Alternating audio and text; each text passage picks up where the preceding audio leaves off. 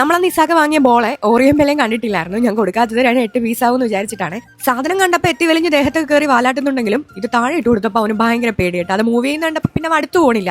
ഇതൊക്കെ എന്തിനാ എന്നെ കാണിച്ച് നീ പേടിപ്പിക്കണേ എന്നുള്ള രീതിയായിരുന്നു ഓറിയോയ്ക്ക്. പിന്നെ പാവം തോന്നിയേ ഞാൻ താഴെ ഇട്ട് അത് മൂവ് ചെയ്യിപ്പിച്ചില്ല, കാരണം ഇവൻ പേടിക്കും, എനിക്കത് മനസ്സിലായി.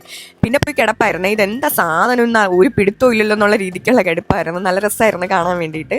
എൻ്റെ അടുത്ത് വരും, പിന്നെ വീണ്ടും പോയി കിടക്കും. അങ്ങനെ അടുക്കളയിലെ തുണി കിട്ടിയാലുണ്ടല്ലോ ഇവൻ അതും കൊണ്ട് ഓട്ടം നിങ്ങൾ കാണണം. സത്യം പറഞ്ഞത് ഇത് നടന്നുകൊണ്ടിരിക്കുമ്പോൾ ഓടിപ്പോയി അടുക്കളയിൽ പോയി അത് എടുത്തുകൊണ്ട് വന്ന് 2 കുടയിൽ എൻ്റെ മുന്നിട്ട് എനിക്ക് ഇതൊക്കെ മതി എന്നുള്ള രീതിക്ക് അതായിരുന്നു ഏറ്റവും രസം. എന്നാൽ ഞാൻ എൻ്റെ ബെല്ലെ കൂട്ടിക്കൊണ്ട് വന്നപ്പോൾ അതിലെൻ്റെ എക്സ്പെക്ടേഷൻ തെറ്റിയില്ല കേട്ടാ. അവന് കണ്ടിട്ട് യാതൊരു കുലുക്കവും ഇല്ലായിരുന്നു. അത് പോയി ഓടിക്കൊണ്ട് എടുത്തോണ്ട് വന്ന് വായിനകത്താക്കിയിട്ട് പിന്നെ അവൻ ആ സാധനം തരുന്നില്ല. അവൻ്റെ വായിരുന്ന് അത് മൂവ് ചെയ്യാണ്. എന്നിട്ട് പോലും അവനൊരു പേടിയുമില്ല. ഇനി വായിൽ വെച്ചിരുന്ന അവൻ എന്തായാലും അത് കടിച്ച് 8 പീസാക്കുമെന്ന് എനിക്ക് മനസ്സിലായതുകൊണ്ട് ഞാൻ പിടിച്ചു വാങ്ങിയേ. പക്ഷെ അതുകൊണ്ട് അവന് ഭയങ്കര ദേഷ്യമായിരുന്നു കേട്ടോ. എൻ്റെ കൂടെ കിടന്ന് അടികൂടലായിരുന്നു. അവിടെ ഒരൊറ്റ കിടപ്പായിരുന്നു എനിക്ക് ആ സാധനം വേണമെന്നുള്ള രീതിക്ക്. എന്താ അല്ലേ കഥ?